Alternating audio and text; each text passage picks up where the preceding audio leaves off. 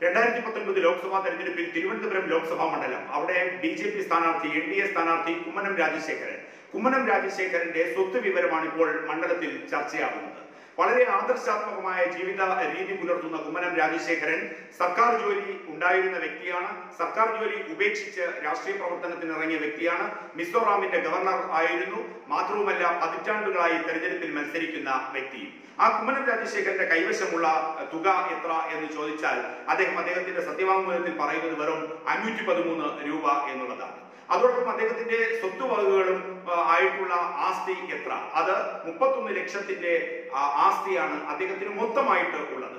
തുക കയ്യിലെടുക്കാൻ കഴിയുന്ന തുക വെറും 513 രൂപ മാത്രം.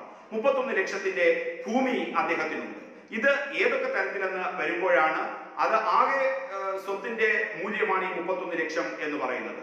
അവിടെ അത് ഏതൊക്കെ തരത്തിലെന്ന് സ്പെസിഫൈ ചെയ്തു കഴിഞ്ഞാൽ 10 ലക്ഷം രൂപയുടെ പരമ്പരാഗതമായി ലഭിച്ച ഭൂമിയാണ്. കുടുംബത്തിൽ നിന്ന് ലഭിച്ച ഭൂമി, പാരമ്പര്യമായി അദ്ദേഹത്തിൽ വന്നു ചേർന്ന ഭൂമി, അതിന്റെ മൂല്യം 10 ലക്ഷം രൂപയാണ് അതിന്റെ മൂല്യം. അതോടൊപ്പം മറ്റ് കൈവശമുള്ള ആസ്തി, ആ ആസ്തിയുടെ മൂല്യം 1 ലക്ഷം. അപ്പോൾ പരമ്പരാഗതമായി ലഭിച്ച ഭൂമിയുടെ ആസ്തി മൂല്യം എന്ന് പറയുന്നത് 10 ലക്ഷം രൂപ. 10 ലക്ഷം രൂപയുടെ പരമ്പരാഗതമായി ലഭിച്ച ഭൂമി, അതിന്റെ മൂല്യം 10 ലക്ഷം. 1 ലക്ഷം രൂപയുടെ കൈവശമുള്ള മറ്റ് ആസ്തികൾക്കെല്ലാം കൂടെയുള്ള മൂല്യം 1 ലക്ഷമാണ്. അവിടെ 40,000 രൂപ അദ്ദേഹത്തിന് ബാങ്കിൽ SBI-യിൽ ഡെപ്പോസിറ്റ് ഉണ്ട്. അദ്ദേഹം ആദായ നികുതി നൽകി തുടങ്ങിയത് ആദ്യമായി 2018-19 വർഷത്തിലാണ്.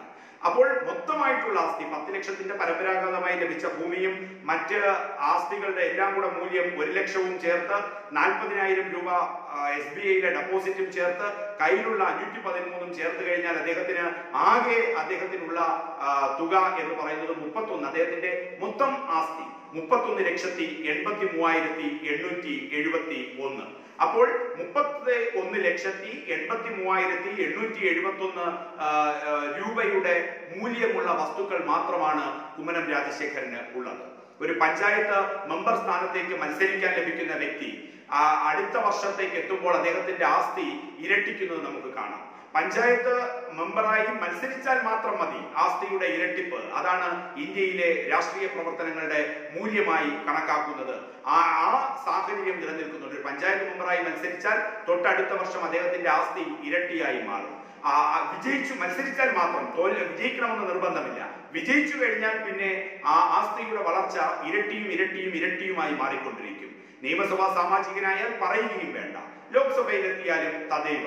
ആ ഇടത്തിലാണ് പതിറ്റാണ്ടുകളുടെ രാഷ്ട്രീയ പാരമ്പര്യമുള്ള ഗവർണർ സ്ഥാനത്ത് നിന്ന് രാജിവെച്ച് പൊതുപ്രവർത്തനത്തിലേക്ക് വന്ന, സർക്കാർ ജോലി ഉപേക്ഷിച്ച് പൊതുപ്രവർത്തനത്തിലേക്ക് വന്ന, പതിറ്റാണ്ടുകളായി തെരഞ്ഞെടുപ്പ് രാഷ്ട്രീയത്തിലേക്കുള്ള കുമ്മനം രാജശേഖരന്റെ മൊത്തം ആസ്തി 513 രൂപ കയ്യിലെടുക്കാവുന്നതും 40,000 രൂപയുടെ ഡെപ്പോസിറ്റും ബാക്കിയുള്ളത് അദ്ദേഹത്തിന്റെ ഭൂമിയുടെ പരമ്പരാഗതമായി ലഭിച്ച ഭൂമിയുടെ മൂല്യവും ചേർത്ത് 31,83,871.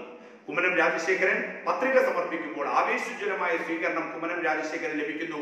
വൻ ജനസഞ്ചയത്തിന്റെ പിന്തുണയോടെയും മുദ്രാവാക്യം വിളിയോടെയും കൂടെയാണ് കുമ്മനം രാജശേഖരൻ പത്രിക സമർപ്പിച്ചത്. പത്രികാ സമർപ്പണത്തോട് ചേർന്ന് വെച്ചിരിക്കുന്ന സത്യവാങ്മൂലം അത് ഒരു മാതൃകാ രാഷ്ട്രീയ പ്രവർത്തനത്തിന്റെ ഉദാഹരണമായി ചൂണ്ടിക്കാണിക്കപ്പെടുമ്പോൾ മണ്ഡലത്തിലുടനീളം ഈ ആസ്തി, കുമ്മനം രാജശേഖരന്റെ ആസ്തി മാതൃകാപരമായി ചർച്ച ചെയ്യപ്പെടുകയും ചെയ്യും.